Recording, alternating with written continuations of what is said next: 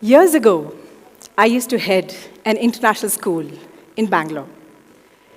One day, the teachers decided to take the kindergarten children out on a field trip. While on the bus, one of the teachers spotted a BMTC bus ahead of them, short form for Bangalore Metropolitan Transport Corporation, BMTC, written on it. At school, the children had been taught to decode alphabets using phonics so that reading becomes easier. For example, A, N, T, blended together becomes ant. So the teacher thought it was an excellent opportunity for recall and practice. She pointed at the BMTC bus and said, "Come on, children, who here can read what's written on the bus?" And one child shouted confidently, "Ba, ta, ka, bamataka." When the teachers came back and told me this, we had a hearty laugh about the child's innocent, creative expression. But over the years, I realized that this very playful word, bamataka, contained within it 3 major creative goals that we have on an everyday basis, blocks. We speak about a mental block, an artist block, a writer's block. All of it, to me, is essentially a creative block. Now, here's the thing. If creativity is considered the very essence of our existence, how we've survived, evolved, and made meaning, then does it really make sense to have a creative block? What if I told you that by the end of this talk, you will have the power to have creativity on call? Let's try this together. Go ahead and close your eyes. And think of a moment you were in a dark room. What was it like? Who was with you? What did you hear? And what did you smell? Perhaps there's a wall beside you. Raise your hand and touch it. Feel it. What's the temperature like? Does it feel warm or cold? And what's the texture like? Does it feel smooth like a slab of chocolate? Or does it feel rough and patchy? And does this wall have a message for you? Put your hands down and open your eyes.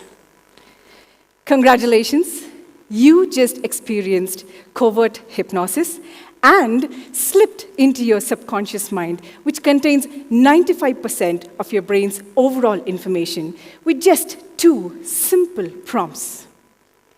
Think of a moment, and what was it like? Now, speaking of subconscious mind, every time I interviewed people for certain positions or jobs, people across different age groups, I almost always set aside their resumes, handed them a sheet of paper, and told them to draw their lives. I'll talk about their reactions in a bit, but this is how their artwork looked like. Some scribbled, some doodled, some drew shapes, some, you can see, had international goals, and some, well, very adorably drew their pets. It's just that I couldn't make out if it was a cat or a cow. While their art conveyed a lot about how they think, feel, and handled unexpected situations, my reason for having them draw was not to analyze them. Instead, this: to jolt their amygdalas, their brain's emotional core, to pull them out of autopilot, their rehearsed ways of thinking, and to unload their 5% cognitive mind, rather prefrontal cortex, so that they can begin expressing themselves authentically. Go back today and look at the number of papers on which you would have scribbled. Now that is your cognitive mind telling you, honey, it's not me, it's you. Or rather, it's not you, it's me. I need space.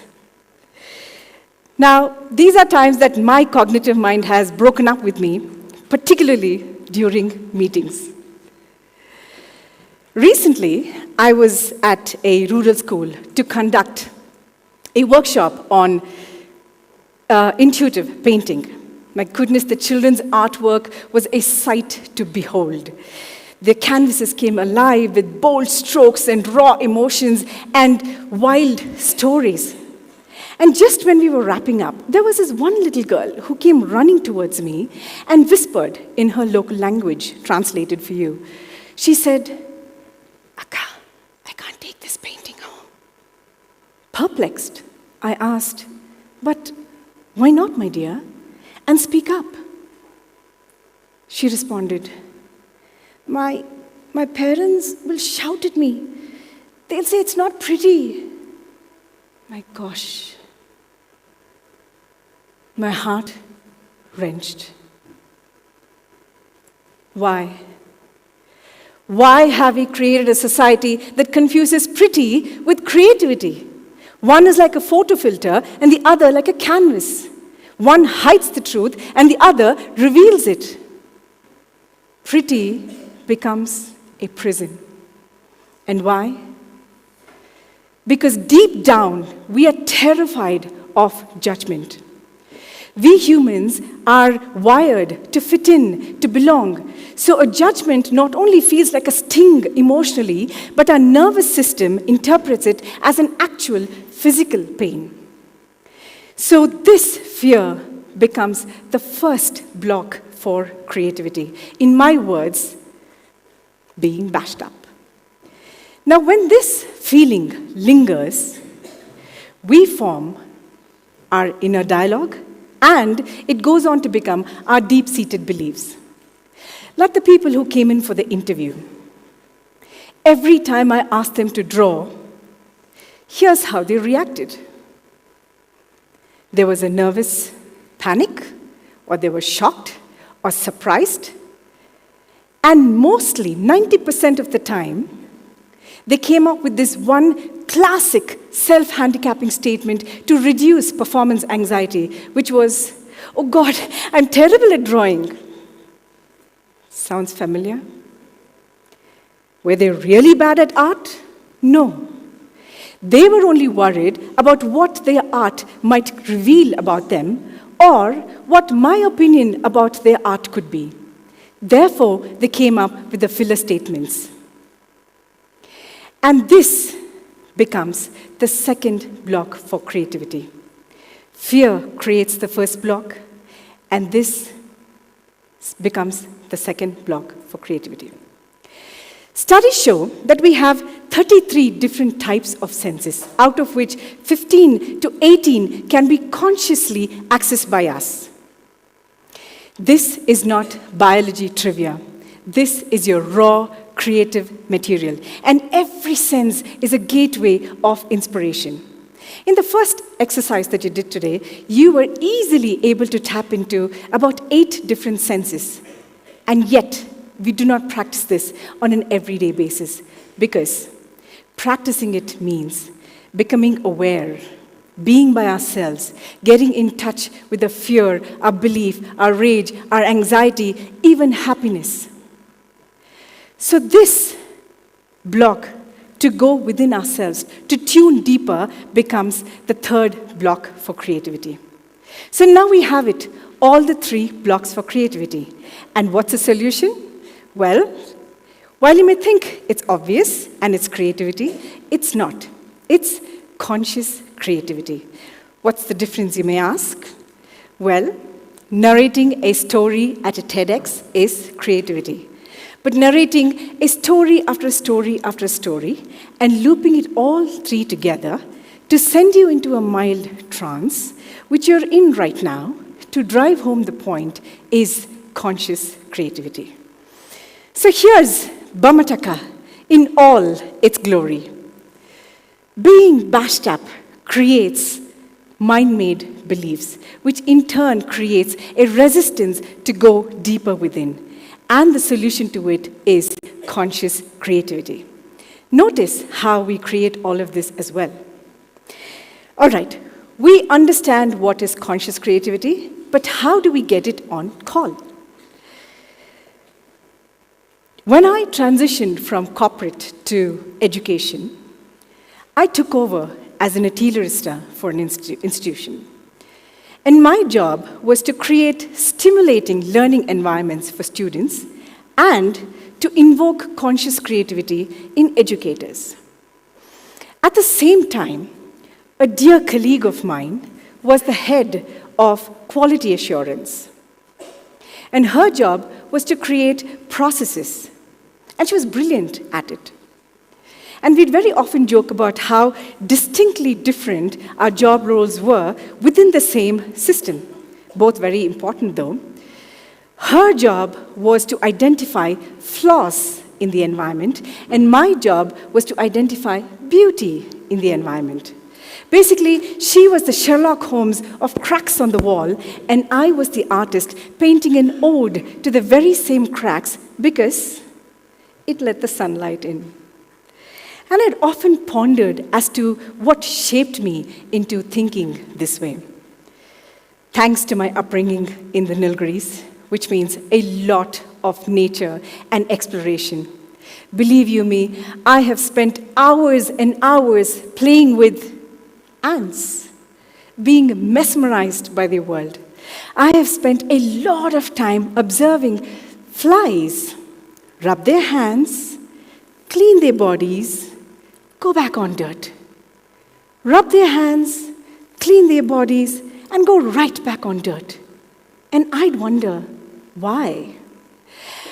I have spent a lot of time noticing the different colors of veins that people had on their hands and legs. Blue, green, pink, purple. How, I wondered and wished, rather dreamt, for a turquoise-colored vein. And I've jumped on various steps, understanding and studying the acoustics of it, until my feet started observing me and my eyes no longer had to watch. And all of it transformed when I became conscious of it. I realized I did not have to wait for an inspiration to strike me. Instead, I just had to continue doing what I was doing, but consciously. Looking back, I understood what I was practicing then is something that I call now experiential granularity, the art of living in detail, so that the ordinary transforms into extraordinary. I figured that basic chores like ironing can help with photo compositions, or rearranging furniture in the house or changing routines can stop your mind from making predictions, or trying out different types of cuisines can help you take better risks in life, or practicing admiration, the act of noticing, helps develop an aesthetic mindset. Basically, you just have to shift from focused attention to open awareness, like this. What neuroscience calls toggling between the executive control network and the default mode network. This is the blueprint for creativity, and this is the sweet spot for innovation. Simple solutions for complicated problems. But simple is not necessarily easy, particularly in this day of consumption. Because if it was, you would have a message from that wall. Everything around us teaches us a lesson. But are we ready to receive it? When Sangeeta told me the theme of the event was challenging the impossible, I wrote back saying that impossible is nothing but unimagined. And unimagined need not be about only reaching Mars or Mercury.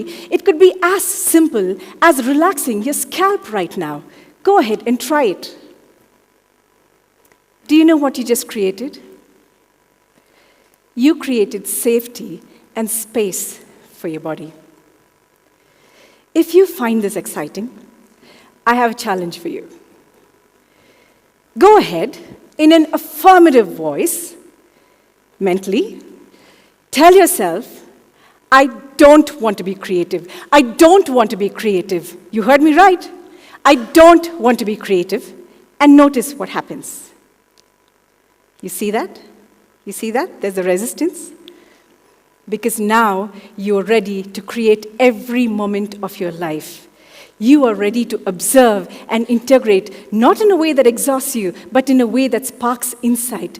You are now ready to create not just your emotions and your thoughts, but your body and your immunity. You are now ready to create your wisdom, your philosophy, your ethics, your values, your integrity. You are now ready to create resonance and rapport and long-lasting relationships and abundance. And maybe, like Alina and Nayak, you are now ready to create opportunities.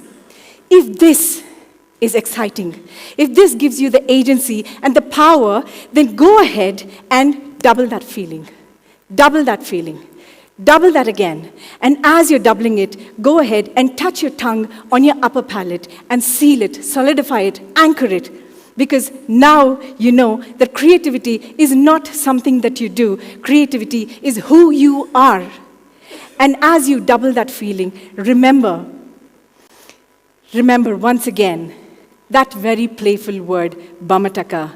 And whenever you want to feel consciously creative, all that you have to do is put your tongue on your upper palate and you would have it. How about let's go ahead and put that feeling into our bodies. On the count of 3, I want you to stand up and, in your loudest voice possible, shout bamataka, and as you do it, touch your tongue on your upper palate. 1, 2, 3.